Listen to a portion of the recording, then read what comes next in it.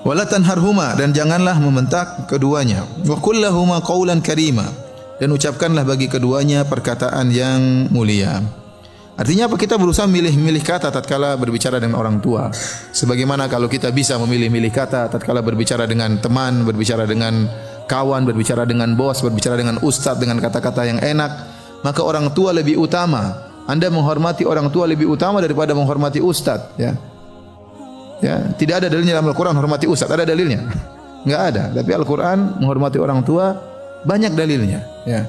Kalau kita berbicara dengan ustaz, assalamualaikum ustaz, mohon maaf saya punya pertanyaan, kita bisa mengatur kata dengan baik. Kenapa dengan orang tua tidak bisa, ya? Kenapa dengan orang tua tidak bisa? Maka kita berusaha merendahkan diri, ya, di hadapan orang tua, jangan angkuh. Ada seorang alim ulama, ya,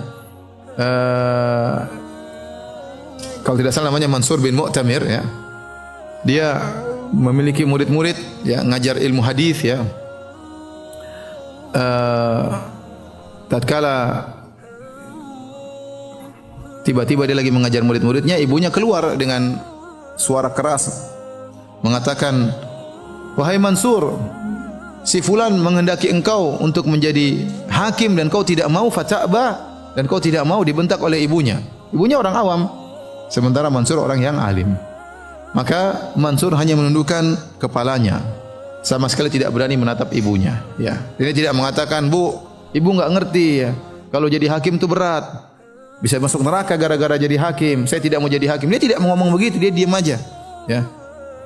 Maka jangan kita merasa angkuh di hadapan ibu kita. Ibu kan ngerti, ibu kan dulu jadul, kita kan zaman sekarang lain, ya.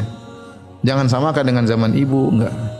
Ibu enggak ngerti tentang masalah kerjaan, ibu enggak ngerti. Udah, kita kalau kita tolak dengan bahasa yang halus, jangan merendahkan, jangan sekali sedikit pun mengucapkan kata-kata yang menunjukkan kita merendahkan apa? Orang tua. Tidak ngertilah, tidak inilah, tidak pahamlah, jangan.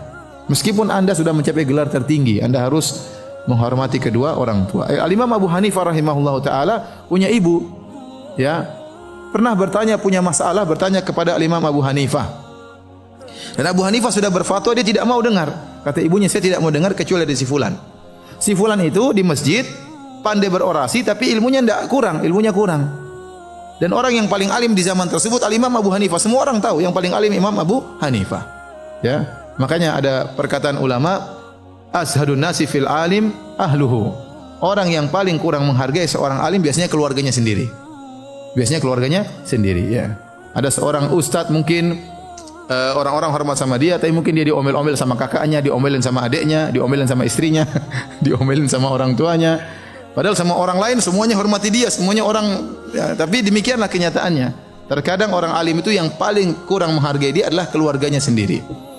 Nah, Al-Imam Abu Hanifah rahimahullahu taala orang alim terkenal dan ibunya tahu dia alim, tapi ibunya tidak mau dengar fatwanya, maunya dengar dari orang lain. Orang itu karena pintar berorasi, mungkin ibunya senang dengar ceramahnya padahal ilmunya enggak ada. Akhirnya dia minta Abu Hanifah untuk ngantar dia. Abu Hanifah ngantar ke orang alim tersebut. Mungkin orang alimnya masih ceramah, Abu Hanifah mungkin duduk mendengarkan. Ya, bayangkan orang alim, ulama besar dengar ceramah orang yang ilmunya kurang, ya. Setelah itu Abu Hanifah datang kepada orang alim tersebut mengatakan, "Wahai fulan, ini ibu saya mau bertanya kepada engkau tentang suatu permasalahan." "Loh, kok enggak tanya sama kamu?" Dia maunya sama kamu. Ya udah, makanya saya antar dia karena dia ingin bertanya sama kamu. Akhirnya ya sudah, enggak apa sini. Ibunya tanya kepada orang ini, "Gimana, ada masalah begini-begini, bagaimana jawabannya?" Kata orang ini, "Menurut Anda bagaimana Abu Hanifah?